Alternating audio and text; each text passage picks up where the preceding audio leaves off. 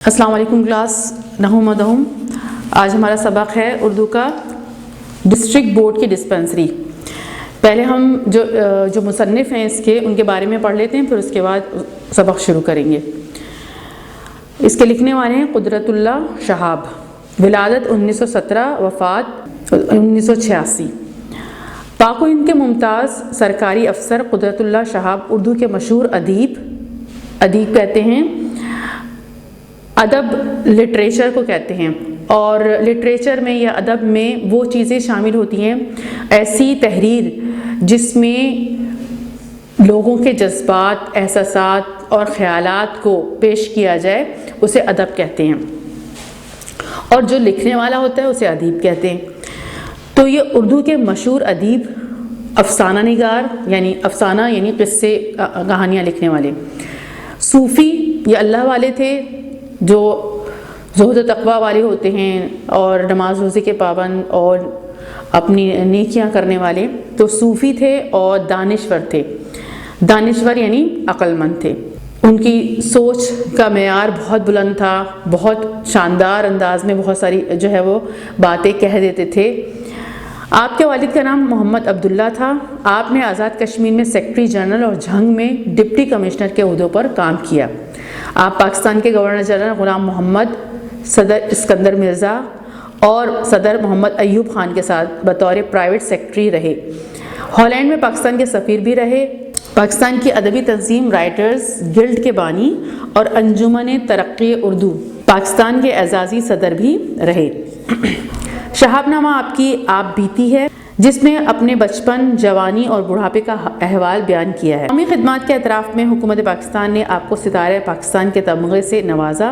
آپ کی دیگر تصنیفات میں یا خدا، نفسانے، ماجی اور سرخ فیتہ مقبول کتابیں ہیں۔ اب یہ جو ڈسٹرکٹ بورڈ کی ڈسپنسری ہے، یہ ان کی شہاب نامہ جو انہوں نے وہ اپنی تحریر لکھی تھی، آپ بیتی۔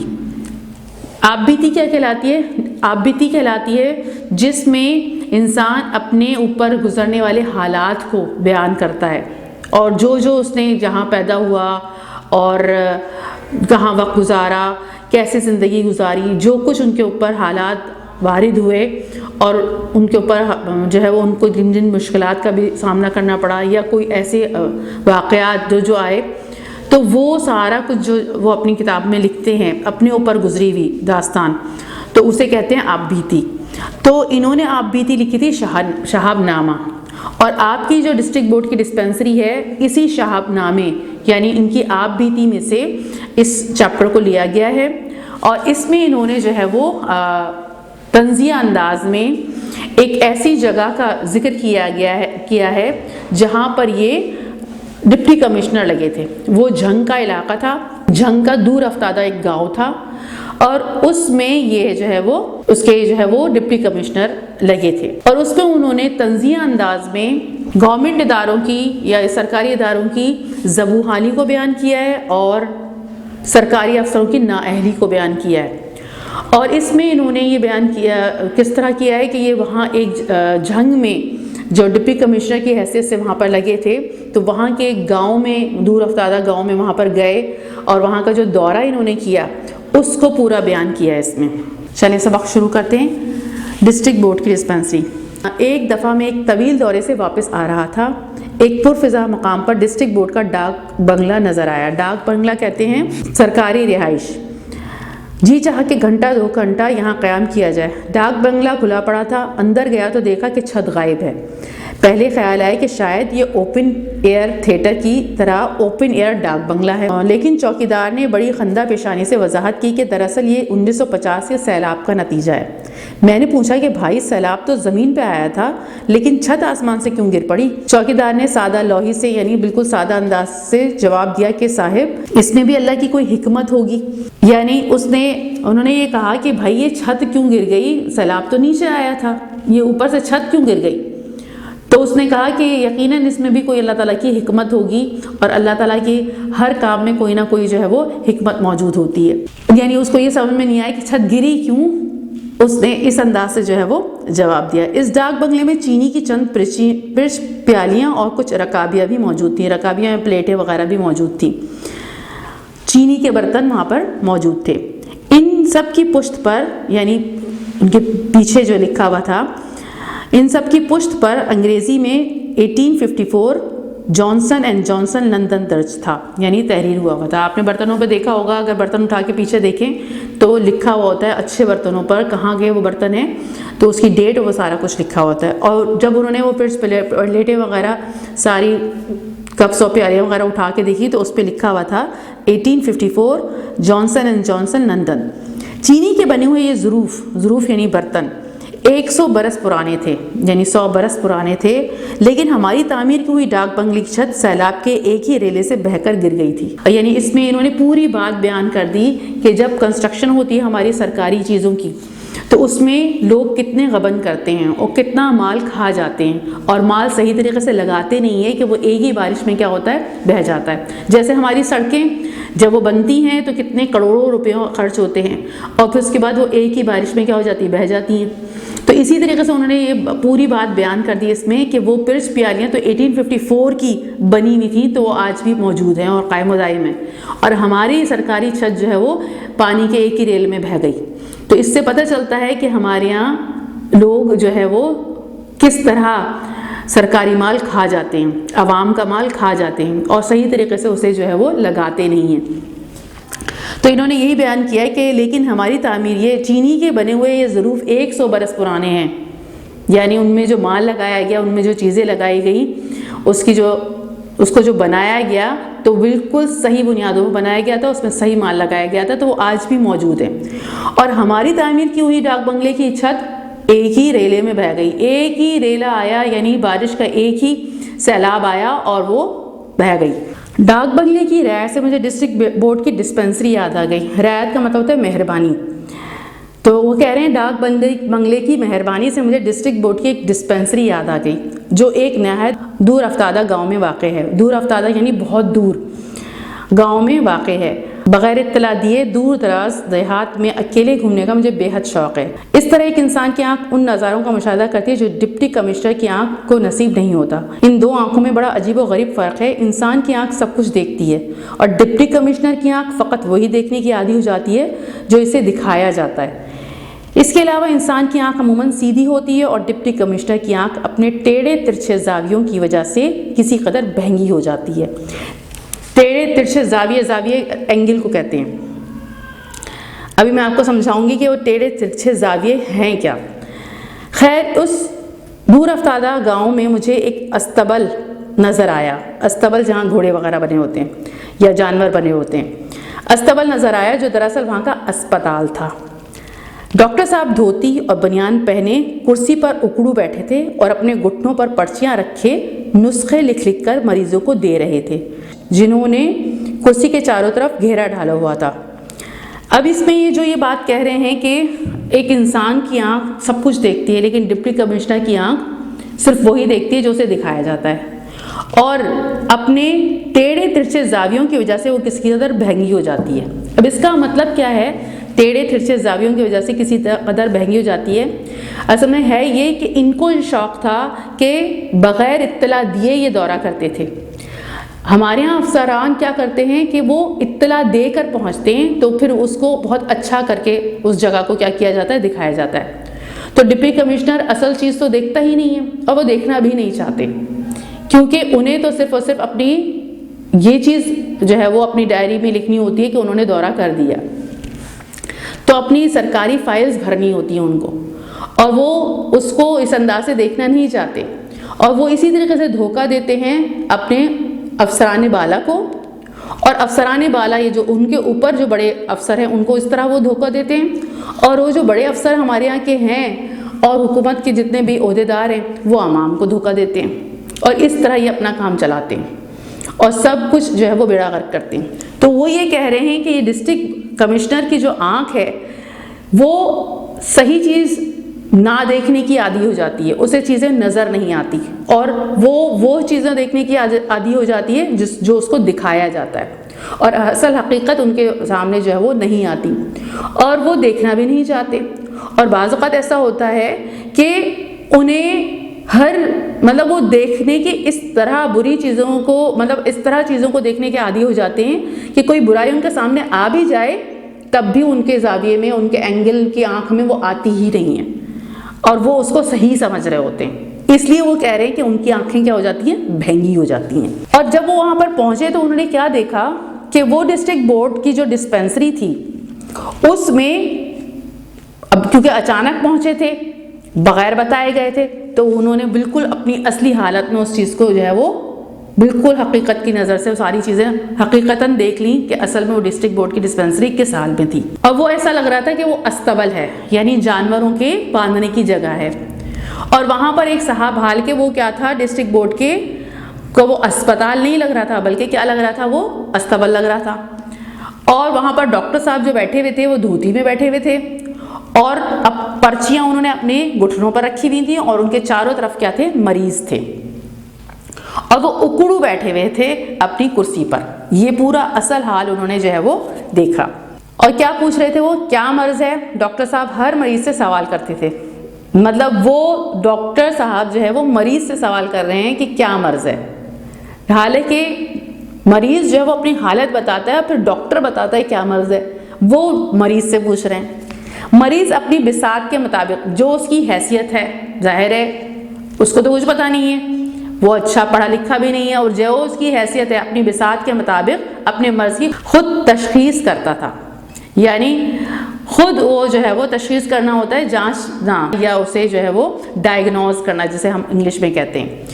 تو وہ بیچارہ اپنی بساط کے مطابق، اپنی حیثیت کے مطابق اپنے مرض کی خود تشخیص کرتا تھا، خود اسے ڈائگنوز کرتا تھا اور بتا رہا تھا مجھے یہ مرض ہے۔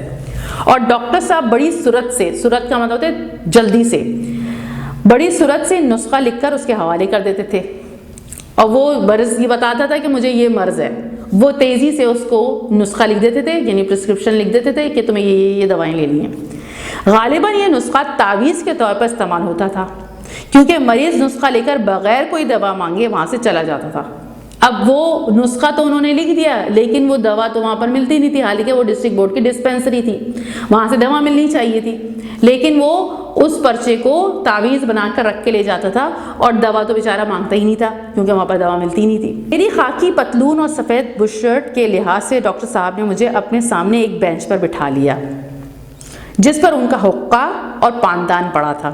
انہوں نے کئی بار مجھے دوسرے مریضوں پر ترجیح دینے کی کوشش کی، یعنی انہوں نے کوشش کی کہ باقی مریضوں سے کے بجائے پہلے میں انہیں دیکھ لوں، یعنی فوقیت دی، ترجیح کا مطلب ہوتا ہے فوقیت دینے کی کوشش کی، لیکن میں نے جواب دیا میری تکلیف ذرا پیچیدہ قسم کی ہے، یعنی وہ اتنی آسانی سے آپ کو میری تکلیف جو ہے وہ سمجھ نہیں آئے گی، اس لیے میں سب سے آخر میں اپنا حال بیان کروں گا۔ جب مریضوں کا ہجوم ختم ہو گیا تو ڈاکٹر صاحب بڑی خیر سگالی سے میری طرف متوجہ ہوئے۔ خیر سگالی کا مطلب ہے اچھے جذبات کے ساتھ میری طرف متوجہ ہوئے۔ میں نے نہایت سنجیدگی سے اپنی تکلیف بیان کی۔ ڈاکٹر صاحب، میں نے کہا میرے دماغ میں کچھ خلل واقع ہو گیا ہے، یعنی کوئی خرابی پیدا ہو گئی ہے۔ مجھے بیٹھے بیٹھے وہم ہونے لگتا ہے کہ میں ضلع جھنگ کا ڈپٹی کمشنر لگ گیا ہوں۔ ڈاکٹر صاحب نے بڑی پھرتی سے اپنی ٹانگیں کرسی سے نیچے اتار لی اور اینک کے خول کے اوپر سے مجھے بڑے غور سے گھورا۔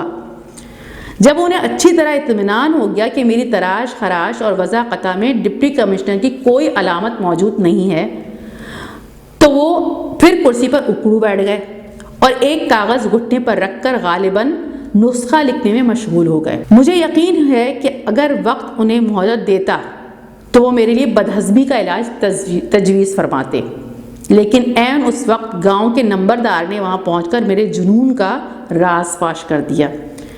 جنون پتہ ہے، جنون کا مطلب ہوتا ہے دیوانہ پن، اور راز آپ کو پتہ ہے، راز فاش کرنا، راز کھول دینا۔ تراش خراش کا مطلب ہوتا ہے ان کا لباس، اور وضع قطع کا مطلب ہوتا ہے شکل و صورت۔ اب یہ جب وہاں پر گئے ہیں تو انہوں نے ڈاکٹر کو کیا کہا کہ میرے دماغ میں کچھ خلل واقع ہو گیا ہے، مجھے بیٹھے بیٹھے وہم ہونے لگتا ہے کہ میں ضلع جنگ کا ڈپٹی کمشنر لگ گیا ہوں۔ جیسے ہی ڈاکٹر نے یہ سنا فوراً اپنی ٹانگیں نیچے کی اور انہیں اپنی اینک کے اوپر والے خول سے بڑے غور سے دیکھا، اور جب اس کو ایسا محسوس ہوا کہ ان کی جو شکل و صورت اور ان کا جو اسٹائل تھا کپڑوں کا، اس سے اس کو اس میں ایسی علامتیں نظر نہیں آئیں، علامت کا مطلب ہوتا ہے نشانی، ایسی کوئی نشانی نظر نہیں آئی کہ وہ ڈپٹی کمشنر لگتے۔ تو وہ اطمینان میں ہو گیا اور وہ واپس اپنی ٹانگیں اوپر کی ہوں اس نے اور آرام سے بیٹھ گیا کہ نہیں واقعی یہ ڈپٹی کمشنر نہیں ہے اور ان کے دماغ میں کوئی خلل ہی ہو گیا ہے، واقعی دماغی خرابی ہے ان کی۔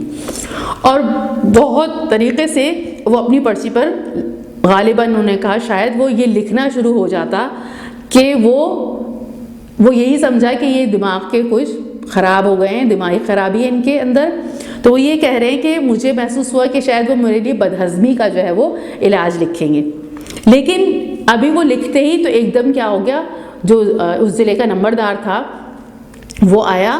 نمبردار کون ہوتا ہے؟ سرکاری عہدیدار، کوئی ایک سرکاری عہدیدار ایک دم آیا اور آ کے اس نے جو ہے وہ راز فاش کر دیا کہ یہ ڈپٹی کمشنر ہی ہیں۔ اب تو پھر ظاہر ہے کیا ہوا، ڈاکٹر صاحب بے تحاشا بھاگ کر اپنے کوارٹر میں گئے اور کچھ دیر کے بعد بنیان کے اوپر شیروانی پہنے اور ہاتھ میں اسٹیتھوسکوپ لے کر برآمد ہوئے۔ اب انہوں نے خالص افسرانہ انداز میں میری تشریف آوری پر اپنی خوشنودی کا اظہار فرمایا، خوشنودی خوشدلی کا، اور مجھے اسپتال کا معائنہ کرنے کی دعوت دی۔ میں نے بھی بڑی وزاداری سے ڈسپینسری کا معائنہ کیا، وزاداری باوقار طریقے سے ڈسپینسری کا معائنہ کیا، یعنی چیک کیا اسے، جس میں ٹنچر iodine, soda by carb, aspirin اور بڑی بڑی بوتلوں میں کئی دن کے باسی پانی کے علاوہ اور کوئی دوا موجود نہ تھی۔ ڈاکٹر صاحب نے فرمایا کہ ڈسٹرکٹ بورڈ میں اسپتال کا بجٹ تو باقاعدگی کے ساتھ سال کے شروع میں منظور ہو جاتا ہے، لیکن دوائیوں کا اسٹاک اکثر سال کے اخیر میں یا بعض اوقات اگلے سال موصول ہوتا ہے۔ ڈاکٹر صاحب کو یقین تھا کہ اس تاخیر کا اسپتال کی ہر دل عزیزی یا افادیت پر ہرگز کوئی برا اثر نہیں پڑتا تھا، کیونکہ دوائیاں موجود ہوں یا نہ ہوں مریض بہرحال آتے ہی رہتے تھے۔ اور پھر ڈاکٹر صاحب نے اپنی رجسٹر کے اعداد و شمار سے مجھے یہ خوشخبری بھی سنائی کہ متواتر کئی برس سے مریضوں کی تعداد میں خاطر خواہ اضافہ ہو رہا ہے۔ اب اس سے کیا پتہ چلتا ہے، اس میں انہوں نے یہ بیان کیا ہے کہ ڈاکٹر صاحب پہلے، اب جب ان کو یقین ہو گیا یہ تو واقعی وہ ہے، تو بھاگ کر گئے اور جا کے اپنی جو ہے وہ کوارٹر میں، اپنے گھر میں بھاگ کر گئے، جو ان کو دیا ہوا تھا کوارٹر، اس میں گئے اور جا کے بنیان کے اوپر شیروانی پہن کر آ گئے اور اسٹیتھوسکوپ جو ڈاکٹرز کے گلے میں پڑا ہوا ہوتا ہے، اور پھر وہ افسرانہ انداز میں انہوں نے ان کو کہا کہ آپ جو ہے وہ اس کا جو ہے وہ معائنہ کیجئے، پوری ڈسپینسری وغیرہ دکھائی، اور وہاں پر جو انہوں نے دیکھا کہ اس کا تو بہت برا حال تھا، وہاں پر ٹنچر آئیوڈین، سوڈا بائی کارب اور اسپرین وغیرہ کے علاوہ اور پرانے پانی کے علاوہ کچھ نہیں پڑا ہوا تھا۔ اب وہ یہ بھی بتا رہے ہیں کہ یہاں پر اس کا بجٹ جو ہے وہ ہر سال منظور بھی ہو جاتا ہے، اور لیکن دوائیوں کا اسٹاک اکثر سال کے آخر میں یا بعض اوقات اگلے سال آتا ہے۔ یہ انہوں نے پوری چیز بتائی، اور ڈاکٹر صاحب کو یقین تھا کہ تاخیر کا اسپتال کی ہر دل عزیزی اور حفاظت پر ہرگز کوئی برا اثر نہیں پڑنے والا، یعنی ان کو اس بات کا احساس ہی نہیں تھا۔ ہر دل عزیزی کا مطلب عوام میں مشہور ہونا، اور افادیت کا مطلب ہے فائدہ، یعنی ان کو اس بات کا کوئی احساس نہیں تھا کہ یہ تمام چیزیں یہاں پر اویلیبل نہیں ہیں۔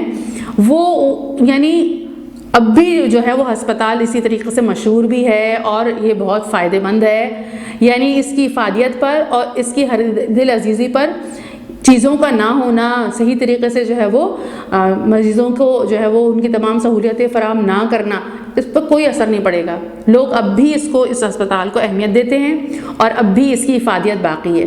وہ اس کو اس انداز سے لے رہے تھے وہ ڈاکٹر صاحب، اور دوائیاں موجود ہوں نہ ہوں اس سے کوئی فرق نہیں پڑتا۔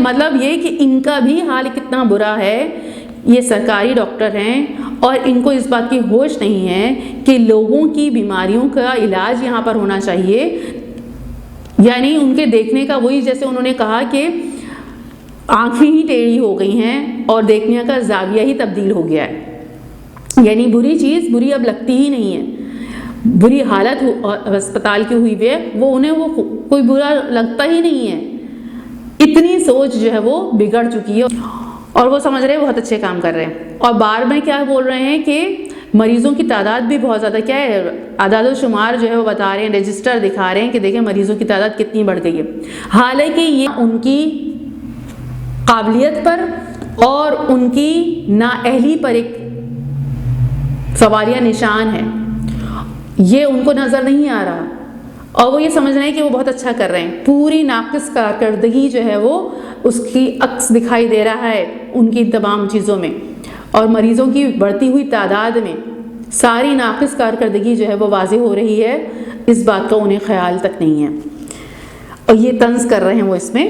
ڈاکٹر صاحب اس مقام پر پورے 9 برس سے مسیحا کہتے ہیں جو لوگوں کی تکلیف کو دور کرے، تو 9 برس سے وہ یہ مسیحائی دکھا رہے ہیں اس انداز کی کہ وہ تکلیفوں میں کمی نہیں کر رہے بلکہ تکلیفوں میں اضافہ کرنے کا باعث ہو رہے ہیں۔ مریضوں کی تعداد کیا ہو رہی ہے؟ بڑھ رہی ہے، اور پھر وہ اس پہ کیا ہے؟ بڑے خوش ہیں۔ انہیں فخر تھا کہ اس دوران ملیریا کے مریضوں میں 75%، پیچش کے مریضوں میں 50% اور خارش کے امراض میں 45% کا اضافہ ہو گیا تھا۔ ڈسپینسری کا آخری معائنہ 1931 میں ہوا تھا، اور یہ فخر محسوس کر رہے ہیں۔ ڈاکٹر صاحب نے مجھے اسپتال کا انڈور وارڈ بھی دکھایا جس میں غالباً ان کی بھینس باندھی جاتی تھی، کیونکہ ایک کونے میں تازہ گوبر کے نشان تھے جنہیں ابھی ابھی صاف کیا گیا تھا۔ اب ہوا کیا کہ انہوں نے انڈور جو وارڈ تھا وہ بھی انہوں نے ان کو دکھایا، تو وہاں پر ان کو اندازہ ہو گیا، کیونکہ فوری طور پر وہاں سے جو ہے وہ گوبر ہٹایا گیا تھا، تو اس کا مطلب ہے یہاں پر ان کی کیا بندھی ہوئی تھی؟ بھینس بندھی ہوئی تھی۔ معائنے کے بعد ڈاکٹر صاحب نے مجھے وزٹرز بک پیش کی کہ میں اس میں اپنی رائے کا اظہار کروں۔ وزٹرز بک ہوتی ہے جس میں جب کوئی وزٹ کرتا ہے، کوئی دورہ کرتا ہے کہیں کا، تو پھر وہاں کے بارے میں وہ لکھتا ہے کہ اس کو کتنا اچھا لگا اور کیا لگا، کیسا جو ہے وہ محسوس کر رہے ہیں، کیسی چیزیں ان کو نظر آئی ہیں، وہ وزٹرز بکس جو ہے وہ اس میں وہ لکھا جاتا ہے۔ تو اس طرح کا حال دکھانے کے باوجود انہوں نے وزٹرز بک پیش کی کہ میں وہ اپنی رائے کا کیا کریں؟ اظہار کریں۔ میں نے فی البدی عرض کیا، فی البدی کا مطلب ہوتا ہے فوری طور پر، یعنی رکے بغیر۔ میں نے فی البدی عرض کیا، اب یہاں پر انہوں نے کیا لکھا؟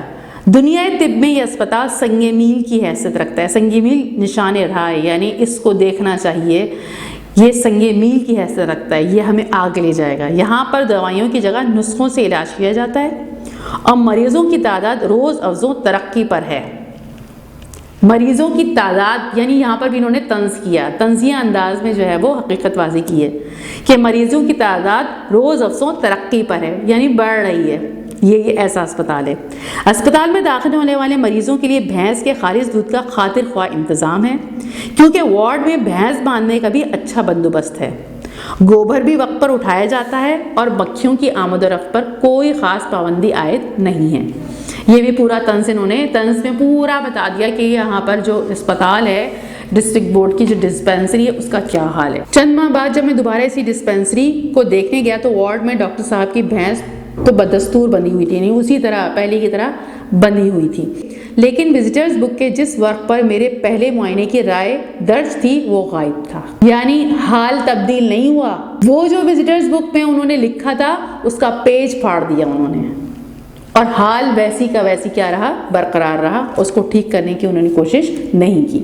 تو اس سبق سے ہمیں پتہ چلتا ہے کہ ہمارے ہاں کے سرکاری اداروں کا اور سرکاری افسروں کا کیا حال ہے، اور ان کی کتنی ناقص کارکردگی ہے، اور وہ کس طرح جو ہے وہ اپنے بڑے عہدیداروں کو، حکومت کے جو افسران بالا کو کس طرح دھوکہ دیتے ہیں، اور افسران بالا کس طرح پوری عوام کو کیا کر رہے ہیں؟ دھوکہ دے رہے ہیں، اور کس طرح عوام کا جو ہے وہ پیسہ لوٹا جا رہا ہے، اور ملک کو جو ہے وہ بالکل زبوحالی اور بری حالت پر لے جایا جا رہا ہے۔ اب اس میں جو ہے وہ سوال ہے، چوکیدار نے ڈاک بنگلے کی چھت غائب ہونے کی کیا وجہ بیان کی؟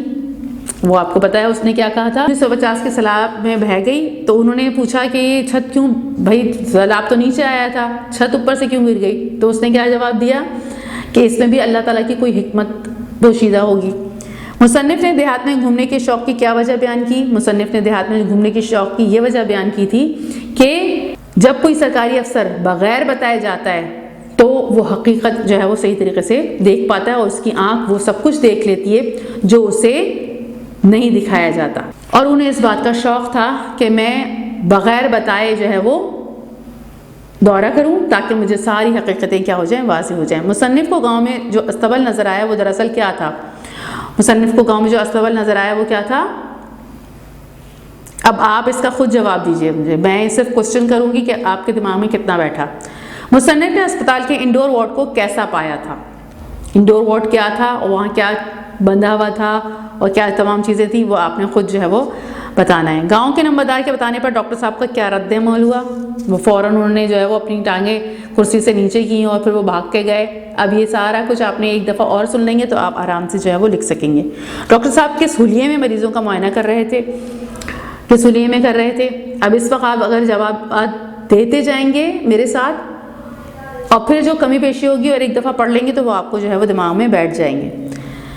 میں ابھی جواب نہیں بتاؤں گی، آپ نے خود جو ہے وہ اس کو اپنے آپ کو چیک کرنا ہے کہ آپ کو کتنا سبق جو ہے وہ دماغ میں بیٹھا۔ درج ذیل الفاظ اپنے جملوں میں استعمال کیجیے۔ خندہ پیشانی، خندہ پیشانی کا مطلب ہے یعنی اکڑ کر نہ ملنا بلکہ جھک کر ملنا، یعنی ہمیں ہر ایک کے ساتھ خندہ پیشانی سے کیا ہے پیش آنا چاہیے۔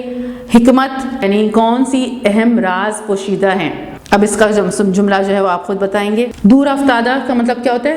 بہت دور، ایسا ویرانہ علاقہ ہو بہت دور جگہ، اور سرعت کا مطلب ہوتا ہے بہت تیزی سے۔ درست جواب پر نشان لگائیے۔ ڈاک بنگلے کی رعایت سے یاد آ گئی، کیا یاد آ گئی؟ میں جواب نہیں بتاؤں گی، آپ نے خود جو ہے اس کو اس وقت اپنے آپ کو چیک کرنا ہے۔ مصنف کی وضع قطع میں کوئی علامت موجود نہیں تھی، ڈپٹی کمشنر کی، ڈپٹی ڈائریکٹر کی، ڈپٹی سیکرٹری کی، ڈپٹی کنٹرولر کی۔ آنکھ سب کچھ دیکھتی ہے، پتھر کی، انسان کی، حیوان کی، فرشتے کی۔ کس کی آنکھ سب کچھ دیکھتی ہے؟